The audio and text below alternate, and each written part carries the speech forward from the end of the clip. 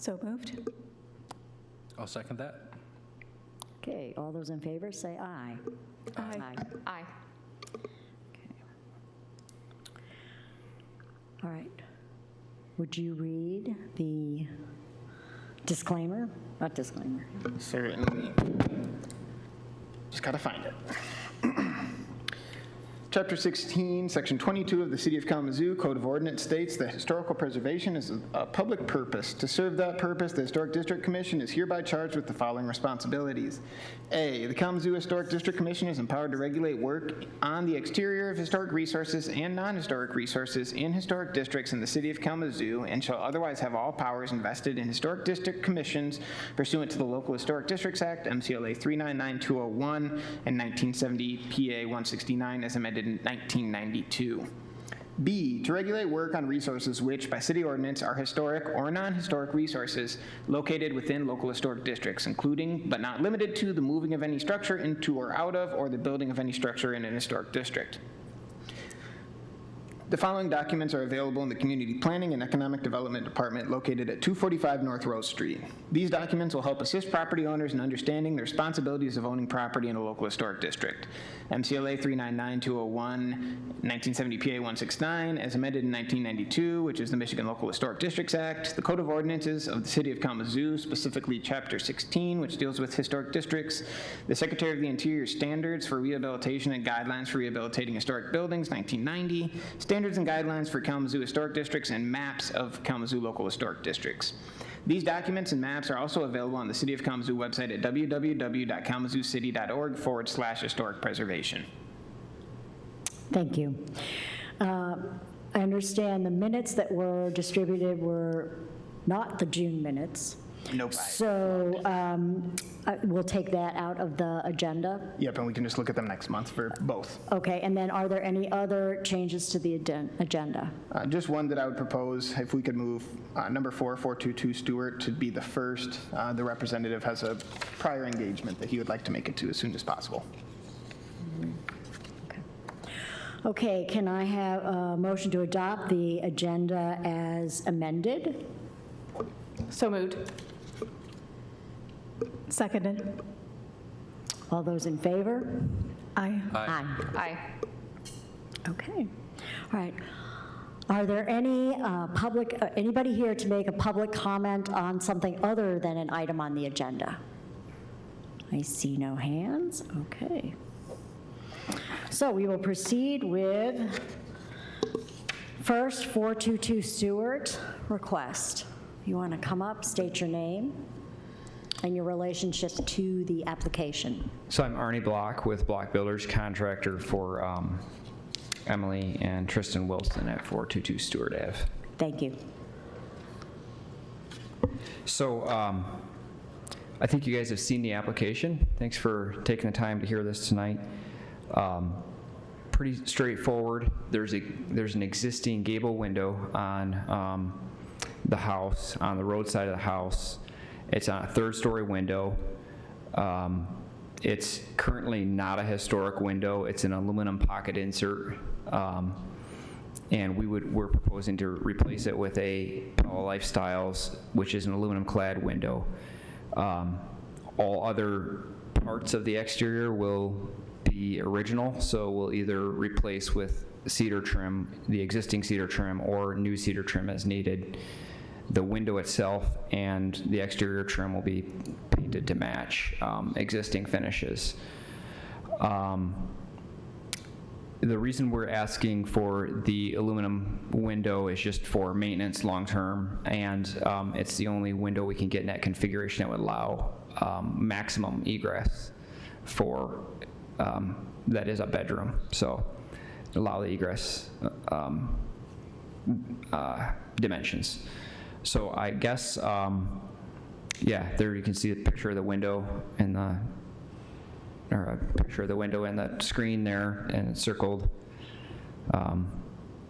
As far as the interior is concerned, I don't think that concerns you guys, but it'll be replaced as existing. So we're not changing the overall size of the opening. We're just simply replacing the window with a new Paula Lifestyles aluminum-clad window. So. Thank you. Discussion, questions? I had two quick questions. Sure. What's the reason for the replacement of the window? So there's actually two reasons. That window, the one sash is broken. In other words, it's jammed open, so it's no longer functional, and it does not allow a lot of ventilation, so for a bedroom. And the current window is aluminum, is that correct? Yes, it's an aluminum pocket insert window. Thank you. I see all the materials that you've provided, and thank you for being thorough. Can you speak to how visually it would look similar or different to what's there now? So visually, it would be a single awning pane with one vertical divider in the middle. I think that would have been more similar to what would have been there originally. It'll match the windows below it where they have a vertical center maul. So it's a single sash, but it has one vertical SDL bar. Thank you.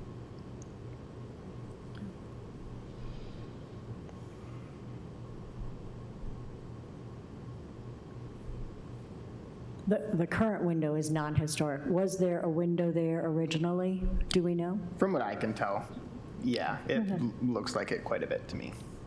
It's a very high-style example of like a Queen Anne house, so they would have avoided having any flat surfaces in any capacity that they could on any plane of the property. And I guess, too, and not to belabor the point, but you're really lucky to find old pictures of some of these houses, frankly. I think there's a handful in the city of Kalamazoo that were very prominent, or you were wealthy enough that you could hire someone to come take your family portrait on the steps of the house, and then you get a picture of the house. But otherwise, if you weren't getting captured in those ways, it can be hard. So, I'm just making an educated guess, I guess, saying guess a lot, but that they would have had something in that front gable. And just to confirm, the proposed window is the same dimensions as the existing opening? Correct. Yep. Any other discussion? Anybody want to make a motion?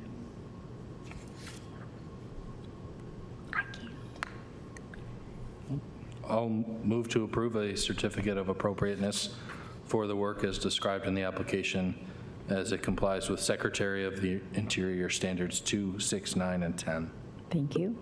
Seconded. Thank you. Okay, can I have a roll call vote, please?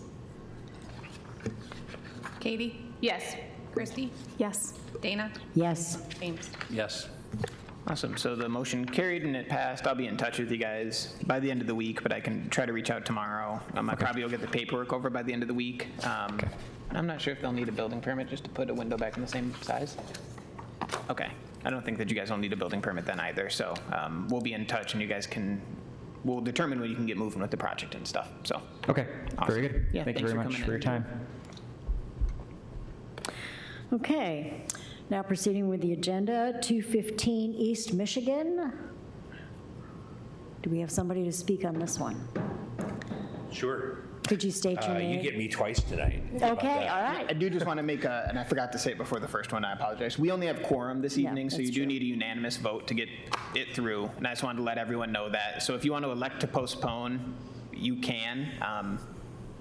These are, when I put together this packet, this is very light compared to last month. We had a much heavier docket last month, but just wanted to let you know that so you can proceed accordingly.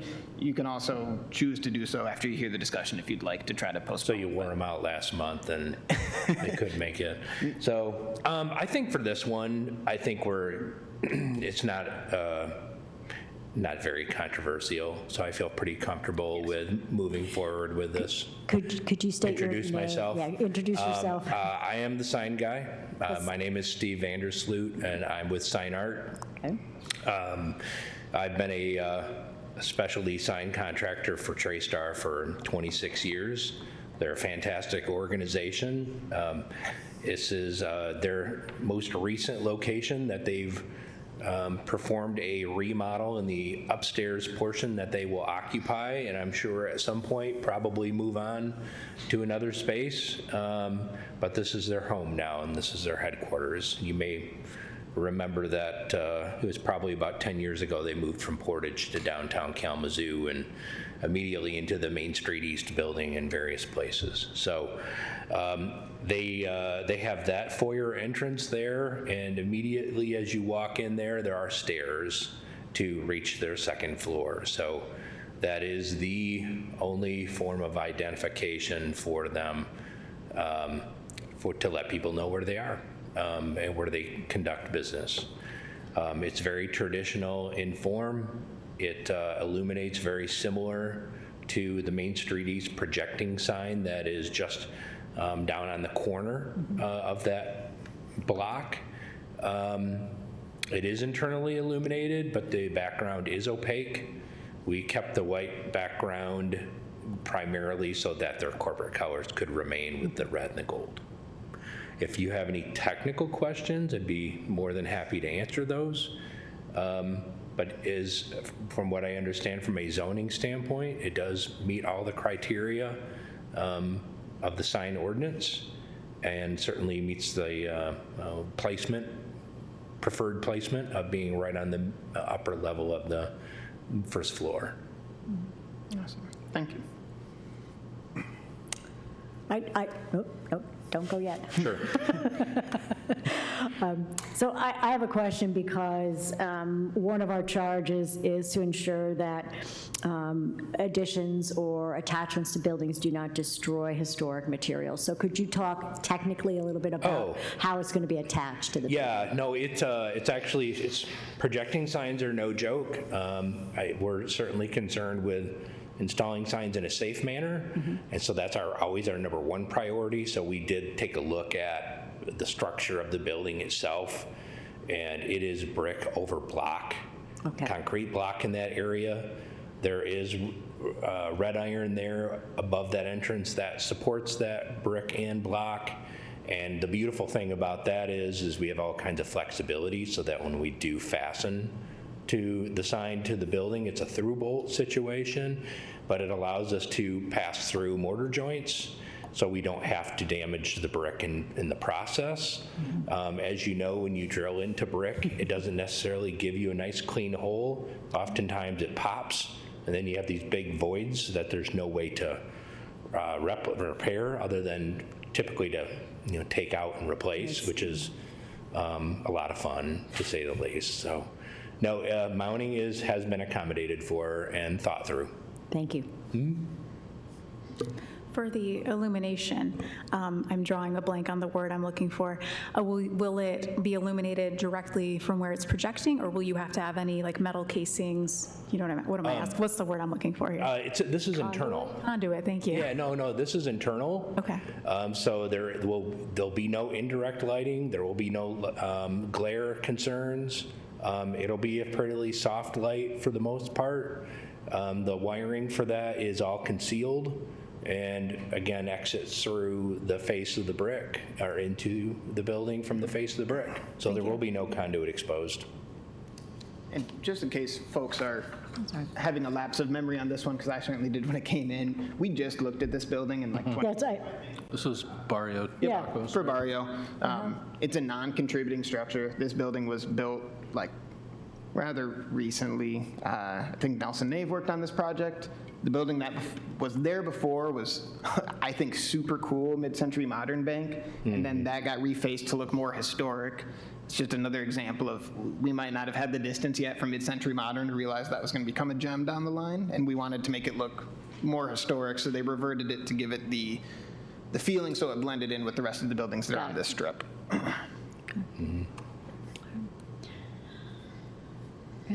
Do I have a motion? I move to approve a certificate of appropriateness for the work as described in the application as it complies with the Secretary of the Interior Standards 9 and 10. Thank you, Katie. I'll second that. Thank you, James. Can I have a roll call, please? Katie? Yes. Christy? Yes. Dana? Yes. James? Yes. Awesome. So that one carried for you guys, and I'll be in touch with you guys by the end of the week. Okay, moving on. Oh, another sign, 402 East Michigan. Hi. Well, hello. You look strangely familiar. So I think let's start with some discussion, I guess, if there are concerns with the nature of the sign. And let me tell you how it started. It started with what happens oftentimes is a rebrand. Kalamazoo Community Foundation, who might have Stanley Steps with me this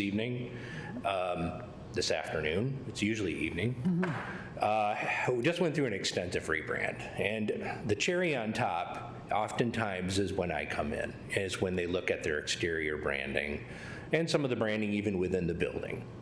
And if you haven't been in this building, I dare say you should take a tour, because it is, compared to my time, as I shared with Stanley in our first meeting, it was where I hung out in college on Thursday nights. So it has really come full circle to this really amazing blend of the historic nature of the building itself, and then the contemporary design, the add-ons that have happened, taken place with that building. And it's never more evident than when you walk through it or walk past the building. So it's a wonderful complement to each other. And this sign itself that we're proposing for you to review is really an extension of that. It's hard to express these on paper, right? It's hard to understand the materials, what the lighting looks like we just have with the last issue, where did the inspiration come from? The first sign that's there now, if you've seen it, kind of looks like a tombstone. And that inspiration was by a gentleman by Mr. Tom Vance, who at the time was the liaison for the community coordinating.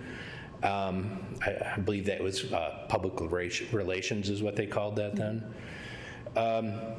It was meant to mimic the face of the building, the half moon face of the building. On paper, it looked great. In all actuality, didn't really look so hot. The current brand doesn't really work with that look. So the idea is to come up with something that's a little more modern, contemporary, with a flair to it, with adding the digital. So the digital inspiration actually came from the signs that are just a few hundred feet from us here in Bronson Park. Mm-hmm. This is essentially a larger version of it, not much larger. To scale in the picture, it looks gigantic, but for something oriented towards automobiles, traffic, reading distance, it's actually pretty miniature. The height of the beginning of the digital is really about kneecap level, so it's fairly low. The intent of the digital is that contemporary piece. It's communicating to people visually. It's communicating to people in a manner that is timely and very efficient. And it's what the current generation, future generations, obviously love to be communicated by. And this is an extension of all of their reaching media that they have a very, they have a person that I believe digital media is his title for that matter. So it's a very important piece to their mission. Physically, the sign itself is very similar to the sign we just looked at, only the lettering illuminates on the dark blue portion. It also, the digital is a very advanced technologically, something I would refer to as being able to dial in terms of brightness levels. I don't think that anybody has complained about the brightness levels of the signs in the park. They are far greater on the dim down level than you would ever have, say, at maximum level in terms of intensity. That's on purpose. It was never intended to be attention getting. It's to deliver messages, not to sell retail. Say, hello, here am I. It's the cherry on top that I just alluded to. So from a zoning standpoint, I worked very closely with Mr. Eldridge. It does meet the criteria of the ordinance. It's actually less in height than what's allowed. Again, the idea is for it to complement.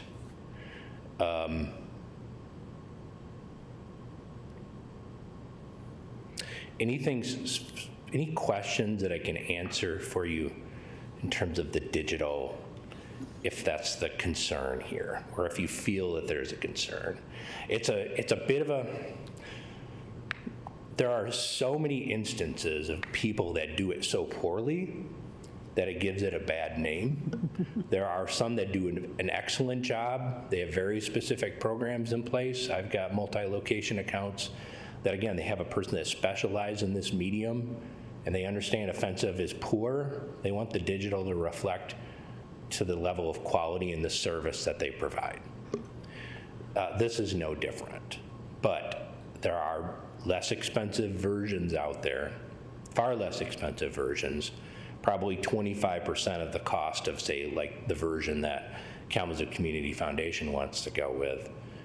And as a result, you get a display that isn't overly bright, doesn't create glare, and you have an owner that's going to be sensical to the design intent.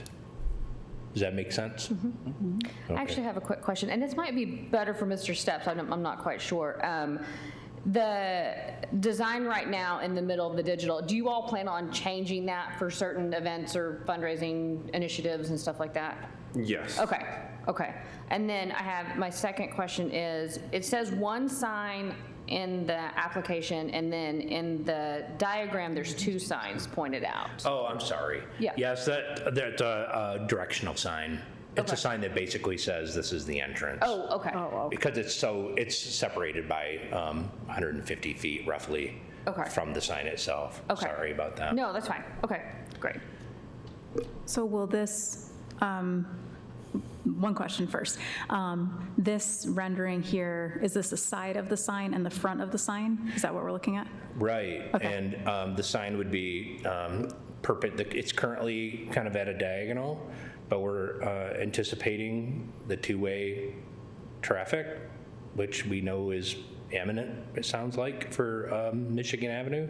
So it's going to be perpendicular to Michigan Avenue in the same, darn close to the same position that is now. So this one, just for total clarity, will go on your map where it says sign 1 and then sign 2 at the south end on Pitcher Street will be a directional sign. Yeah, Okay, yeah, great. sorry. No, that's okay, thank you.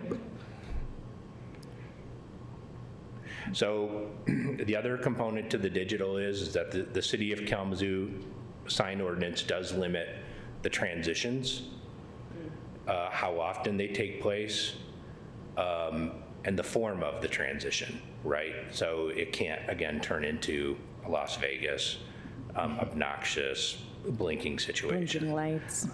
The other thing that and again, the software allows you to adjust all those things. So if signs are doing that, that's intentional. The other thing that the City of Kalamazoo does have is a lighting ordinance and a means by which to measure the impact of a sign of any nature, for that fact, on other properties.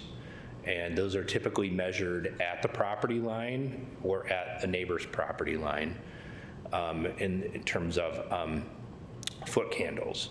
What I can tell you is that the brightness controls on these are all in the nits, which is controls the actual brightness of the LEDs. So we're able to toggle it based on, again, fine tuning as to what we feel is the most effective brightness level, because actually too bright is actually counter readable. So that's something that I work and have access to, and I'm able to make those adjustments. Pretty good example of a sign that I feel that it would have a similar appearance and quality and brightness level is First National Bank's marquee sign on the corner of Michigan and Rose Park, one of those two. That is of the same brand, same manufacturer, same brightness level.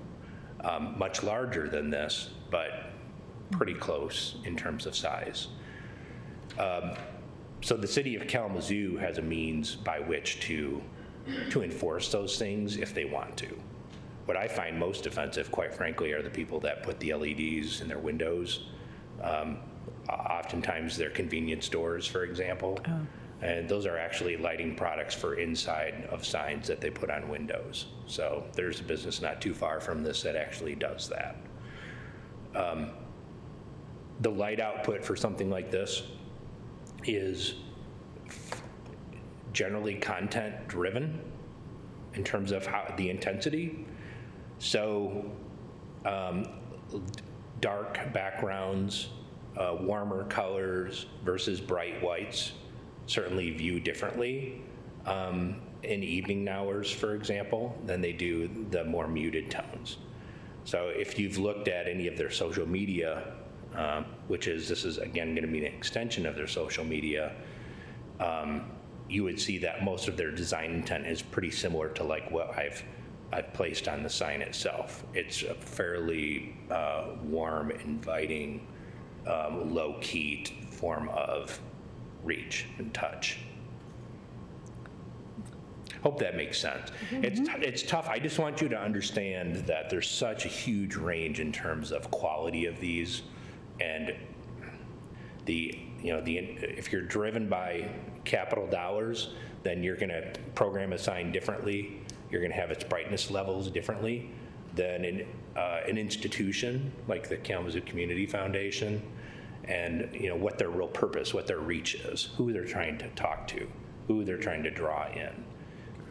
One of the issues that we experienced before we went, or part of our rebranding process, was actually we did a lot of community polling. We contracted with a firm throughout Kalamazoo County, not just the city, but every single municipality that we represent, and a lot of people had no clue who we were. And so of course we work with nonprofits. We're coming up on our centennial, and with that rebrand, I reached out to Steve to look at some solutions. And so yes, I know it's digital. It may not be as exciting, with the aesthetic of the building, but it really does fit what we're trying to accomplish. And number one, making sure people know all of the resources that are available. Now, I'm a Kalamazoo native. I've driven by that building thousands of times and just had no clue. Oh, really? We've been in that building since 2013. I joined the foundation a year ago as our senior brand and content marketing officer. I've recently transitioned to a program officer, but this project is my baby that I started. But when I was going through my interviewing process, I had a conversation. I had an organization that served young people, and even apologized in my interviewing because I had no idea that the resources at the foundation were available to help move that forward. So I think this checks a lot of boxes for us in the work that we're trying to do. Our CEO, our leadership team, as well as our board, they all are excited about potentially moving forward with this. Thank you. Thank you. Do I have a motion? I'll move to approve a certificate of appropriateness for the work as described in the application, as it complies with the Secretary of Interior Standards 9 and 10. Thank you, James. Seconded. Thank you, Christy. Can I have a roll call? Katie? Yes. Christy? Yes. Dana? Yes. James? Yes. Awesome. So both of your guys went forward, so I'll be in touch with sign art folks, and then I can also communicate with you as well if you'd like, and I'll make sure I get all my reviews done by the end of this week. So thank you guys for presenting and coming in. Yeah, definitely. Okay, and this brings us to 1552 Academy.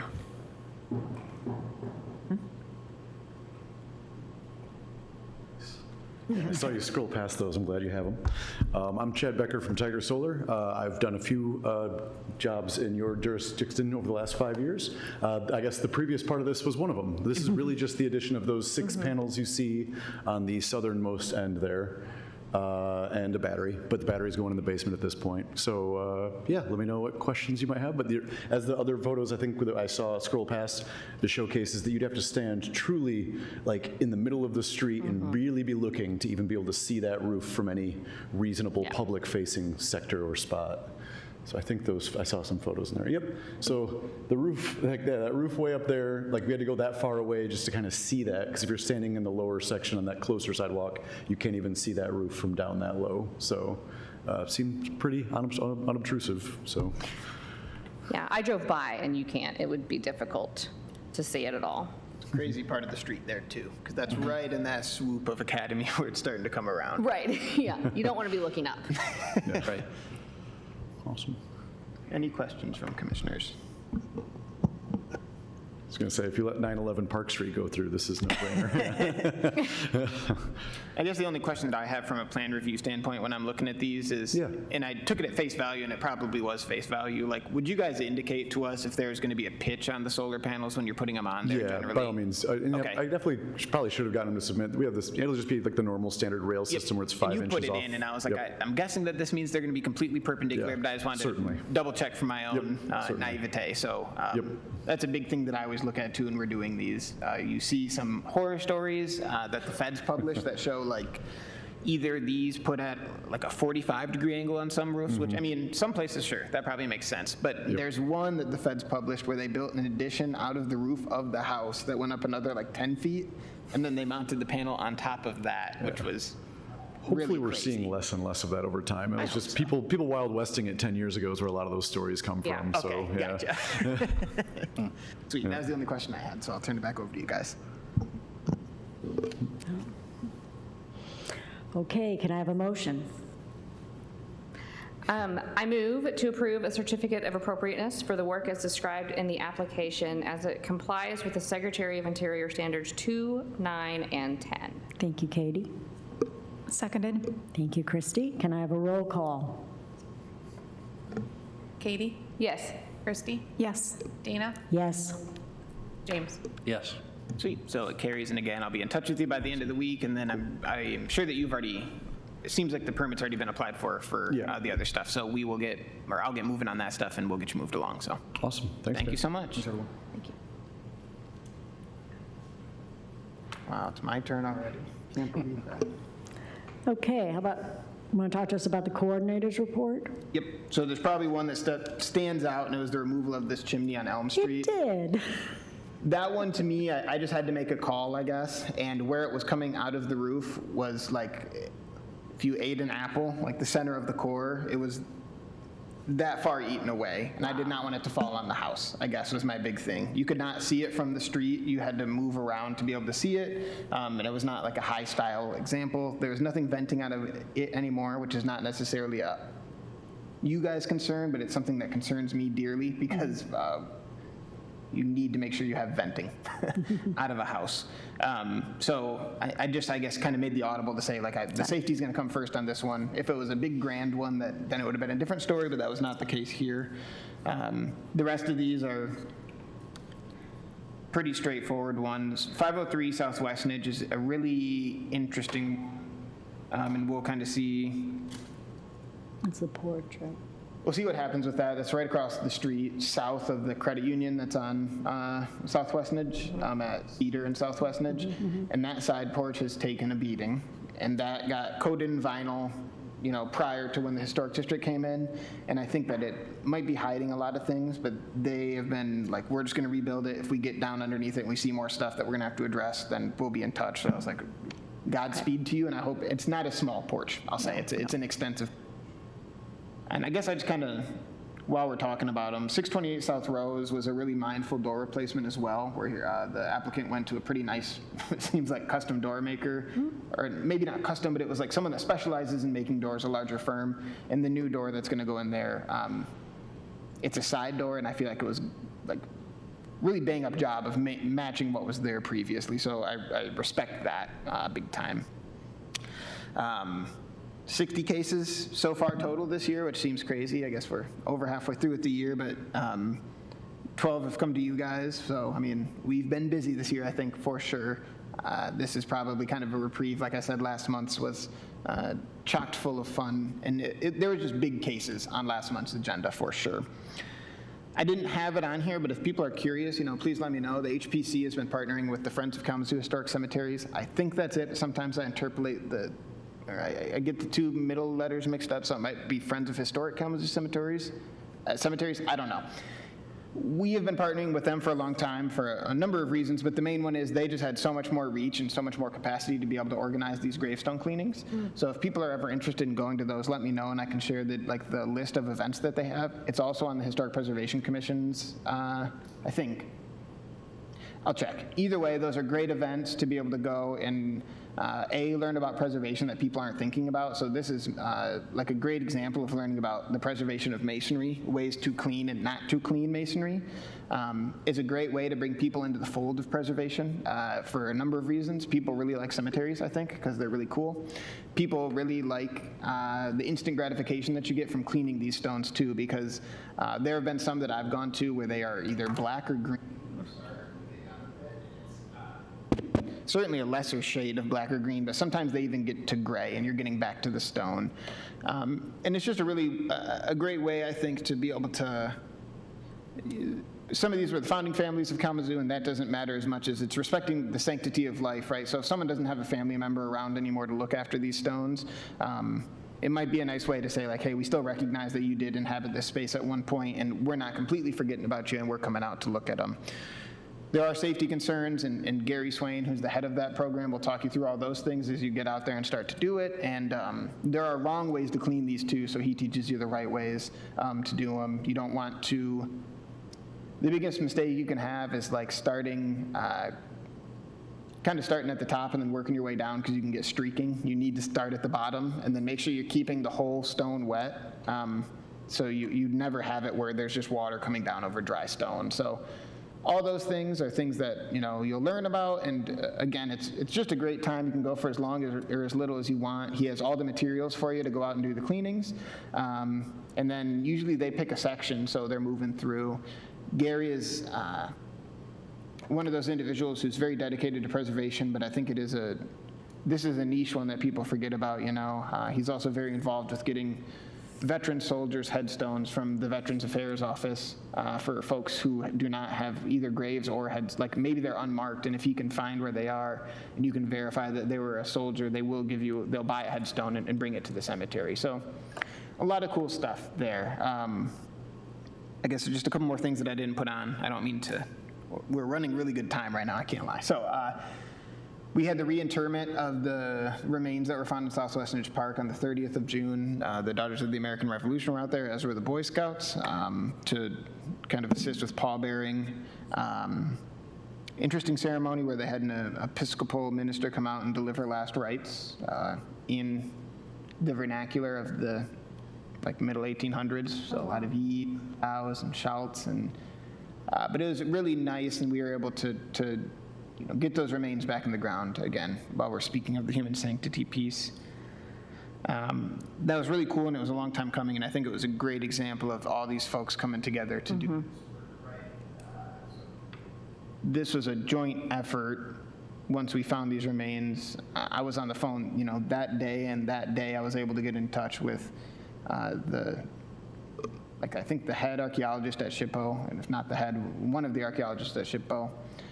TIPO, so a Tribal Historic Preservation Office archaeologist from the Gun Lake Tribe, an MDOT archaeologist, Federal Highway Administration, and the Medical Examiner's Office. All those folks really came together to help us to make sure that the project kept moving forward when we uncovered this. So can't say thanks enough to all those folks who worked through this process with the City of Kalamazoo to not only make sure that project, the lead replacement stuff, got finished, but also to make sure that these remains were respected and they were laid to rest. So it's quite a journey because that happened last year, but these things I think take a lot of time, and this was, this is the first and hopefully the only time that I ever encountered that in my career, so it was quite a trip for sure. Happy to entertain any questions that folks may have. The cemetery portion, is that family friendly if you Or is it just members that are like actively participating in the historic preservation and historic district? You can bring whoever you'd like. I mean, leaving it up to folks to be respectful, right? There are some chemicals that are being used, so when we talk about kids, some people are like, oh, I don't want to bring my kids. A lot of these you can clean just with water, too, is a big thing. You don't need to use the chemicals. We use a chemical called D2, which I don't even know what to compare it to, but the alternative to that is a product called Orbis, which is like a horse shampoo, but you can dilute it enough and put it in the bottles, and it's so gentle that it does a good job of cleaning those stones. So yeah, anyone is welcome to attend. I would just say, like, I would encourage that you go out with the Friends of the Historic Kalamazoo Cemeteries. Sorry, Gary, if you're watching at home, that I keep getting the acronym wrong, but they just teach you so much, Right. and I know I would freak out if I messed up cleaning one of those. Sure. And then some of the safety things too, never touching a stone that's moving. We're not trying to pick up and reset stones. We're just going to address the ones that are standing, or I mean, not only the ones that are standing, but we're not trying to right any of the wrongs necessarily. We're just going out there to clean up stuff and helps immerse yourself a little bit in that history as well. So it's really neat. Thank you. All right, if that's all, can I have a motion to adjourn? So moved. Thank you. All in favor? Aye. Aye. Aye.